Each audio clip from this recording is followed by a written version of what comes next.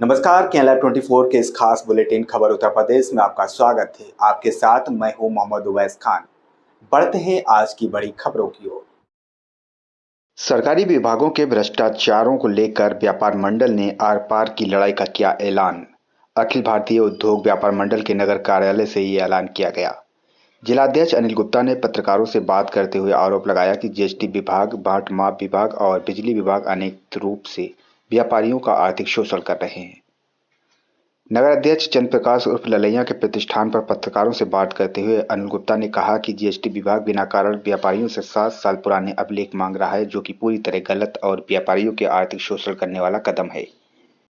लखनऊ के विधायक निवास में जो कॉमन हॉल है, वहाँ पर हमारे प्रदेश कार्यकारिणी की बैठक थी माननीय संदीप बंसल जी की अध्यक्षता में, जो हमारे राष्ट्रीय अध्यक्ष हैं।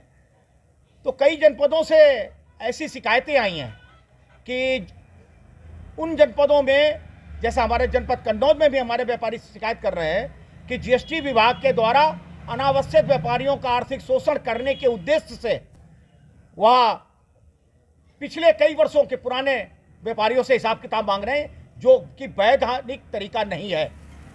जीएसटी लागू हुए ही अभी जब पूरे 5 वर्ष नहीं हुए हैं और अभी भी उसमें अमेंडमेंट हो रहा है, उनमें संशोधन हो रहा है। 350 संशोधन खुद केंद्र सरकार कर चुकी है। तो उनको क्या अधिकार है कि पिछले 7 साल और 8 साल और 10 साल पुराना हिसाब किताब व्यापारी से मांगने का साहस उठाएं। मैं समझता हूं कि केवल आर्थिक शोषण अपने कार्यालय में करने के लिए उसका जरिया माध्यम एडवोकेट भी हो सकते हैं। हम सब लोगों को, व्यापारियों को परेशान किया जा रहा है और व्यापारी वास्तव में कन्नौज नगर तो हमारा एक कहना चाहिए समृद्धशाली नगर है। यहाँ पर व्यापार भी हमारे इत्र वगैरह के बहुत उच्च स्तर पर है।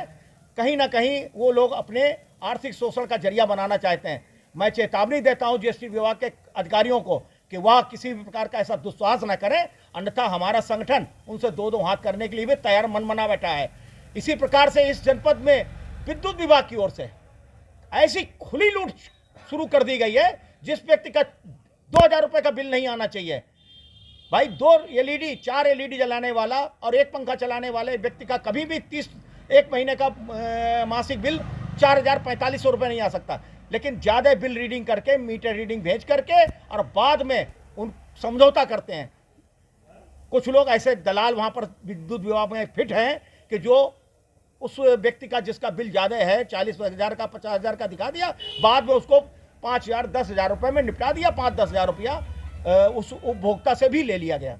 इसी प्रकार से कांटा बाट माप विभाग के द्वारा इंटीरियर क्षेत्र में जो छोटी छोटी बाजारें लगती हैं, उसमें जाकर के 500 रुपया जो सब्जी बेचने वाले हैं उनसे लिए जा रहे हैं कि तुम्हारे में सील नहीं है, तुम्हारे में वो नहीं है। आदमी 500 रुपया, 1000 रुपया की सब्जी लेकर के अपना जीविकोपार्जन कर रहा है और उससे आप 500 रुपये जाते हैं कि सील नहीं तुम्हारे बाट में है, तुम्हारे उसमें नहीं है। अरे कोई ऐसा बाट माप विभाग का बहुत बड़ा कोई सेंटर हो जो उस चीज़ के उस अंतर्गत आता हो। ये छोटे छोटे लोग जो हैं 50-50, 100-100, 500 रुपये प्रतिदिन आर्थिक अर्थोपार्जन करने वाले, वो कैसे आपको आपकी धनुगाई का बर्दाश्त कर पाएंगे।